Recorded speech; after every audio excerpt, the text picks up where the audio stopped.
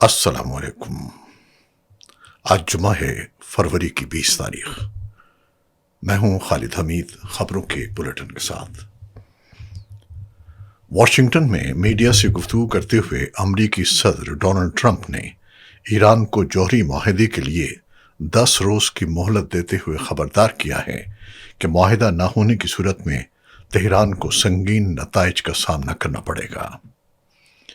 Air force one میں صحافیوں سے بات کرتے ہوئے انہوں نے کہا کہ ایران کسی صورت ایٹمی ہتھیار حاصل نہیں کر سکتا، اور اگر سفارتی کوششیں ناکام رہیں تو معاہدہ کسی نہ کسی طریقے سے طے کیا جائے گا، جسے مبصرین نے ممکنہ عسکری کارروائی کا اندیہ قرار دیا ہے۔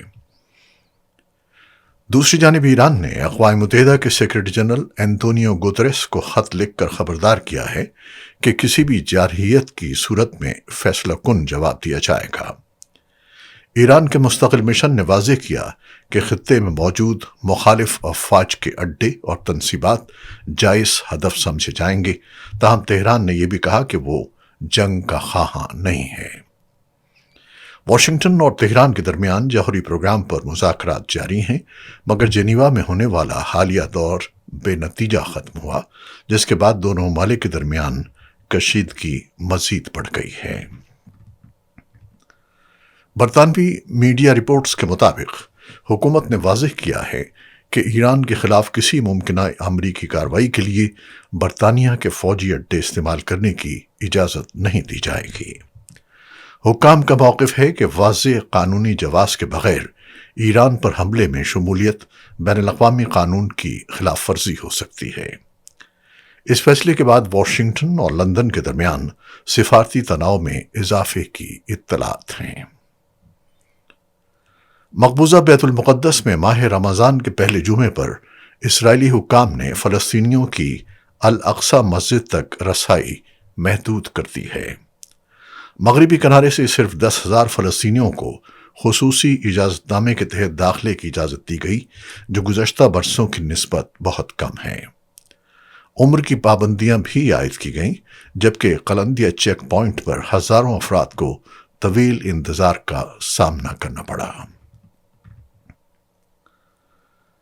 امریکی ایلچی سرگیو گاؤڈ نے نئی دہلی میں کہا ہے کہ امریکہ بھارت کو وینزویلا سے تیل کی خریداری کے معاملے پر متحرک مذاکرات کر رہا ہے تاکہ توانائی کے ذرائع متنوع بنائے جا سکیں۔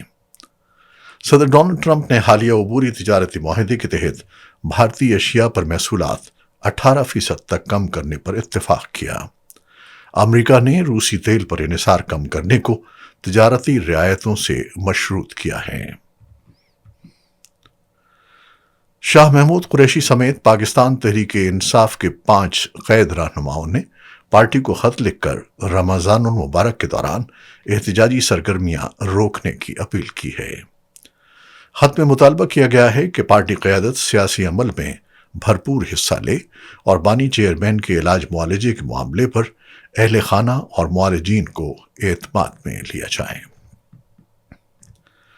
سیکیورٹی ذرائع کے مطابق پاکستان میں ہونے والی حالیہ دہشت گرد کارروائیوں کے حوالے سے اہم شواہد سامنے آئے ہیں، جن سے سرحد پار روابط کی نشاندہی ہوتی ہے۔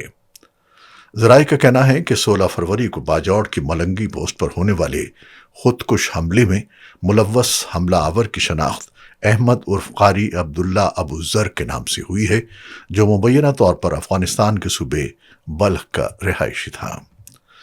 سیکیورٹی حکام کے مطابق مذکورہ شخص افغان طالبان کی اسپیشل فورسز سے بھی وابستہ رہا تھا۔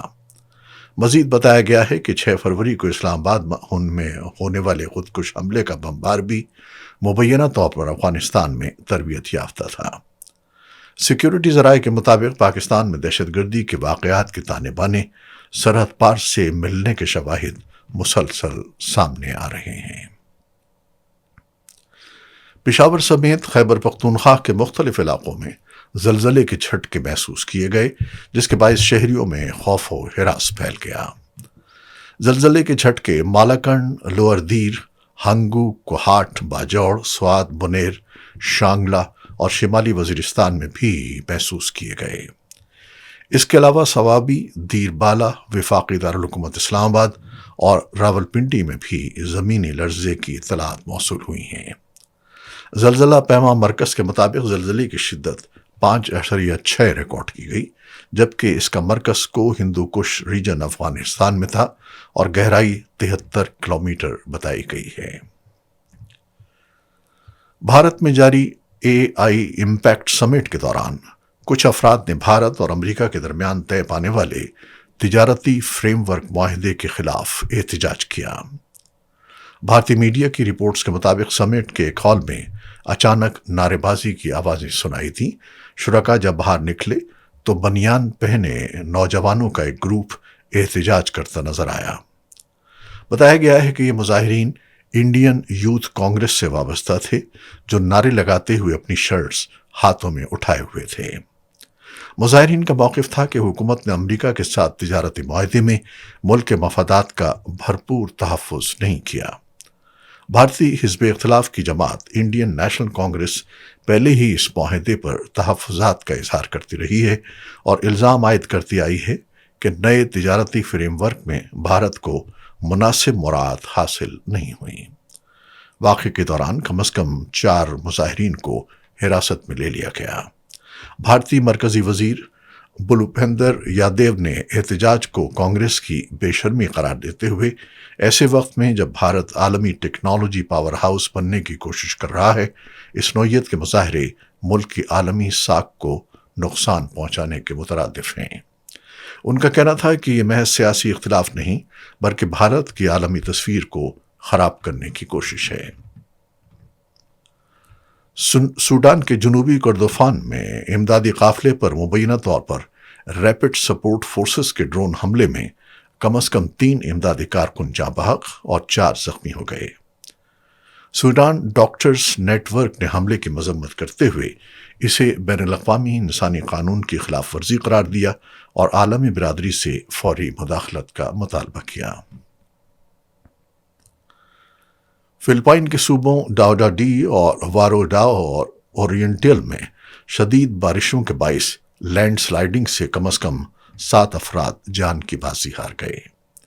فلپائن ریڈ کراس کے مطابق امدادی کارروائیاں جاری ہیں، جبکہ متعدد علاقوں میں سیلاب اور مٹی کے تودے گرنے سے شہری متاثر ہوئے ہیں۔